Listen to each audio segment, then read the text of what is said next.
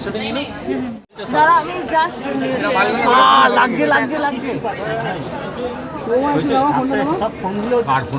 ওখান থেকে বন্ধ করো না। দাঁড়া একবার লেফটে ডাকাবে। সৌরভ একটু এদিকে থাকো। প্রচণ্ড ভালো লাগছে, আউটস্ট্যান্ডিং রেসপন্স, হাউসফুল যাচ্ছে শো এবং সেগুলো মানুষজন দেখতেই পাচ্ছে, এমন নয় যে হাউসফুল যাচ্ছে না এবং আমরা বলছি, যে কারণেই অ্যাকচুয়ালি স্পেশাল স্ক্রিনটা। অ্যান্ড সত্যি এর থেকে ভালো কি হতে পারে যখন তুমি তোমার কাজটা নিষ্ঠা নিয়ে করছো এবং তারপর মানুষজনও সেটা বাহবা দিচ্ছে এবং জানাচ্ছে যে তুমি খুব ভালো কাজটা করেছো। তো সেক্ষেত্রে উই আর ভেরি হ্যাপি, আমাদের পুরো টিম ইজ ভেরি হ্যাপি।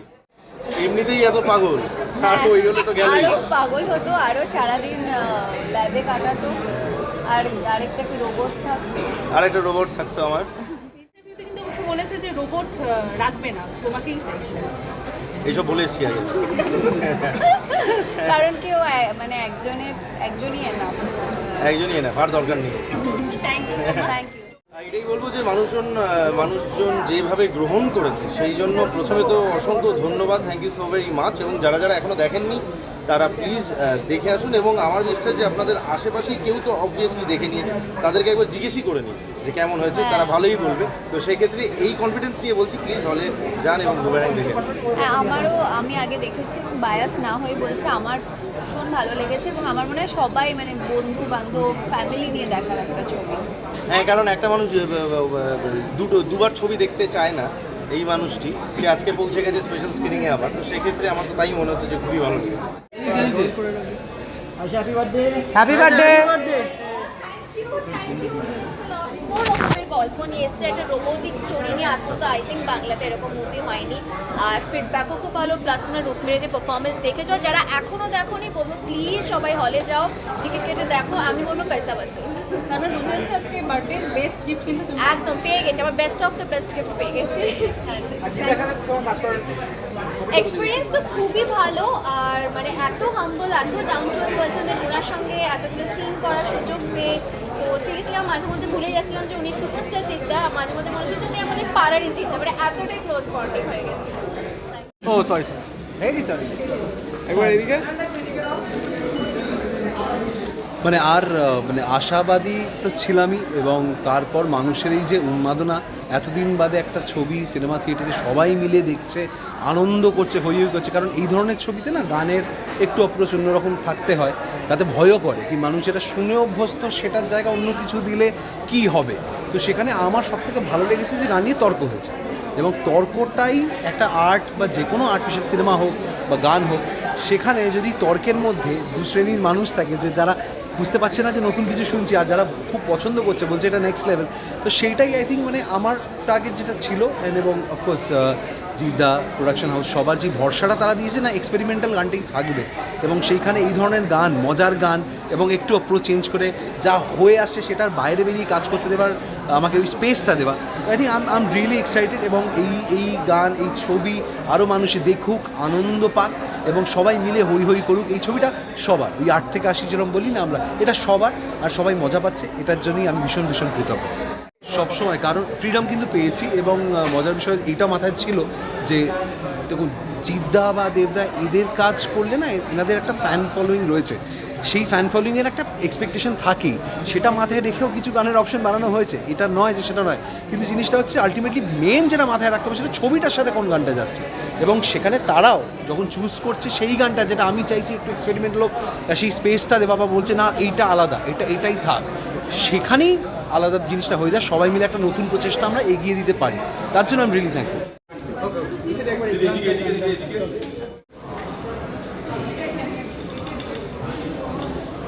হ্যাঁ, আমরা শুভেচ্ছা জানাতে এসেছি আজকে। আর এরকম নতুন জিনিস, জিৎ সবসময় কিছু না কিছু নতুন একটা জিনিস চেষ্টা করে, যেটা কিন্তু অন্যরা অনেকেই করেন না। এবং আজকের দিনে সায়েন্স ফিকশন বাংলা ছবিতে বানানো হচ্ছে, অনেক অনেক শুভেচ্ছা সেটার জন্য। আর সবথেকে বড় কথা হচ্ছে যে অযোগ্য, বুমেরাং, এই ছবিগুলো যেভাবে মানুষ দেখছে, এটা খুবই আনন্দের। এবং আমি অযোগ্য টিমের তরফ থেকে এদের কাছে শুভেচ্ছা জানাতে এসেছি।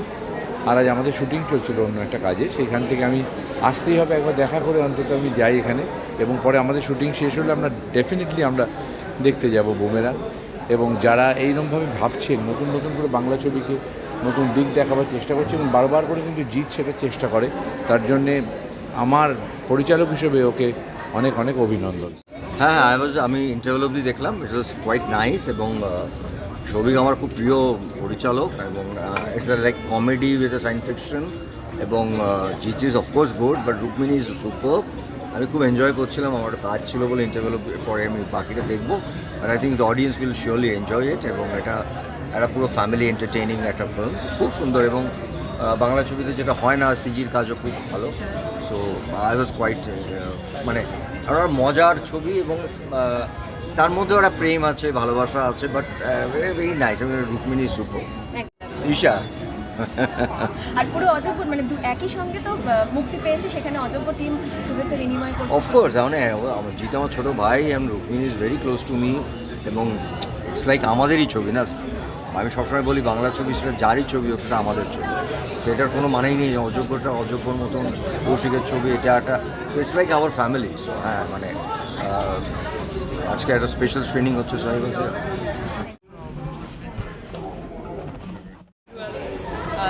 প্রিন্স চাউমিন ভীষণ সুন্দর লাগছে, আর রুক্মিণীর লুকটা আমার দারুণ লেগেছে, একদম ইউনিক একটা ক্যারেক্টার প্লে করছে, রোবটিক পুরো।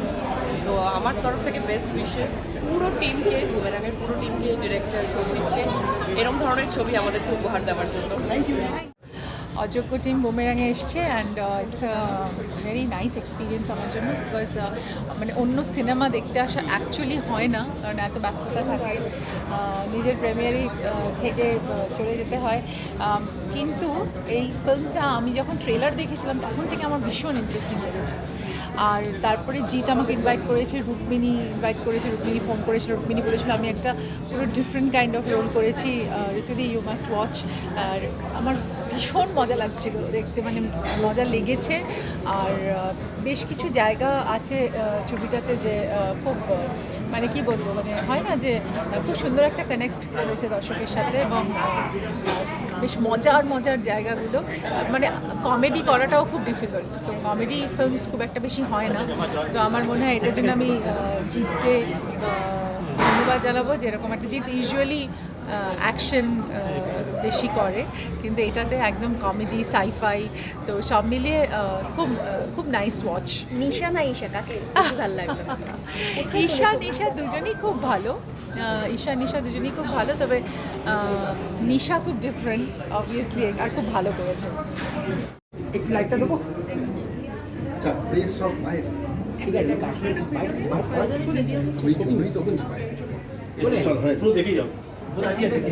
হ্যাঁ, চমৎকার ফুরফুরে ছবি। আমি যেটুকু দেখলাম আমার যথেষ্ট উপভোগ্য বলে মনে হলো।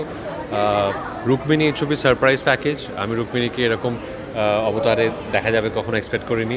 আমার মনে হয় it's definitely a very enjoyable watch. So লোকজন একবার সপরিবারে দেখলে পরে অনেকটা হাসবেন এবং আমার মনে হয় একটা সুন্দর সময় কাটবে। নিশা না ঈশা কাকে বেশি ভালো লাগলো? আমার তো নিশাকে।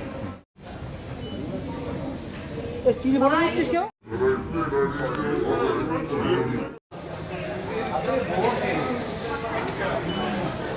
খুব ভালো লেগেছে, খুব এন্টারটেইনিং এবং বাংলায় এরকম কমার্শিয়াল এন্টারটেনমেন্ট, ফ্যামিলি এন্টারটেইনার হওয়া খুব জরুরি এবং এটা একদম অ্যাপ্ট ফ্যামিলি এন্টারটেইনার এই সময়ের জন্য। খুব ভালো লেগেছে।